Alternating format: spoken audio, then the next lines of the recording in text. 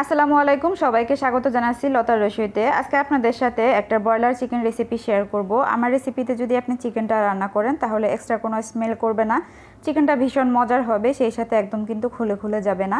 অনেকেই আছেন ব্রয়লার চিকেনটা খেতে চান না এক্সট্রা একটা স্মেলের কারণে, তারা চাইলে কিন্তু আমার রেসিপিটা ফলো করতে পারেন।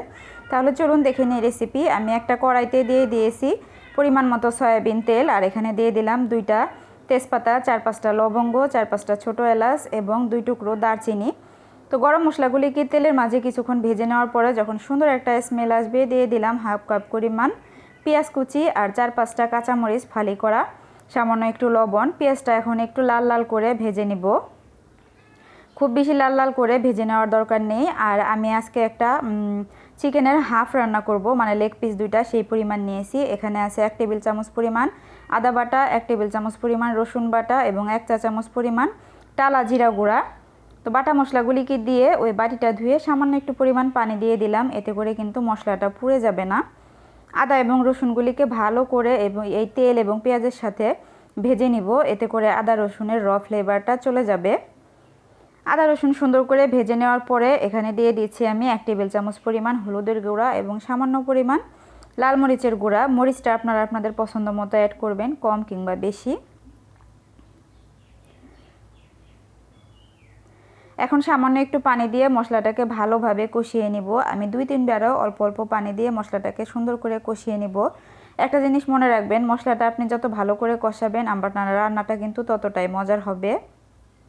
তো মশলাটা কষিয়ে নেওয়ার পরে আমি দিয়ে দিচ্ছি আগে থেকে কেটে ধুয়ে পরিষ্কার করে নেওয়া মুরগিগুলিকে।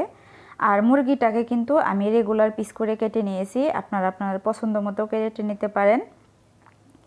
মশলার সাথে মুরগিটাকে খুব ভালো করে মিশিয়ে নিচ্ছি আর মিডিয়াম ফ্লেমে এই পর্যায়ে আমি মুরগিটাকে ভালোভাবে নেড়েচেড়ে রান্না করে নিব। এখন কিন্তু চুলার আঁচ একদম কমিয়ে ফেলা যাবে না, তাহলে কিন্তু মুরগিটা থেকে পানি বের হয়ে আসবে আর মুরগিটা অনেকটা নরম হয়ে আসবে।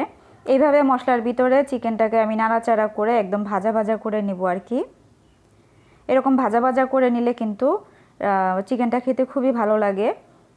তা আমি এইভাবে ঘন ঘন নেড়ে চেড়ে সুন্দর করে ভাজা ভাজা করে নিয়েছি। এই পর্যায়ে দিয়ে দিব খুবই সামান্য পরিমাণ পানি, আর এই পানিটাতে আমি মুরগিটা একটু কষিয়ে নেব আর কি।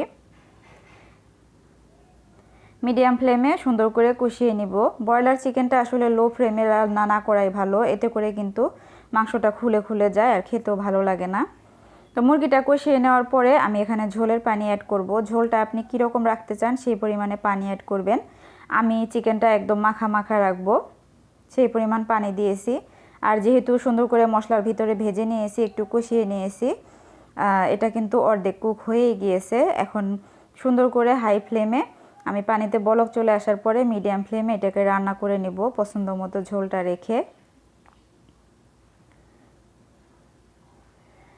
আমাদের মুরগির মাংসের তরকারিটা কিন্তু একদম রেডি। আমি চুলাটা অফ করে দিয়েছি আর এই পর্যায়ে আমি উপর থেকে একটু টালা জিরা গুঁড়া ছড়িয়ে দিচ্ছি চিকেনের উপরে। এভাবে একটু টালা জিরা গুঁড়া দিলে কিন্তু খুব ভালো লাগে।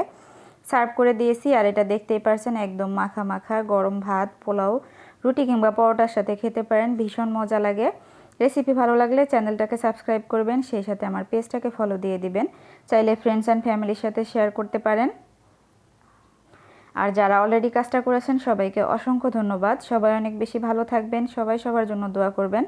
আবারও দেখা হবে নতুন কোনো রেসিপি নিয়ে। আল্লাহ হাফেজ, আসসালামু আলাইকুম।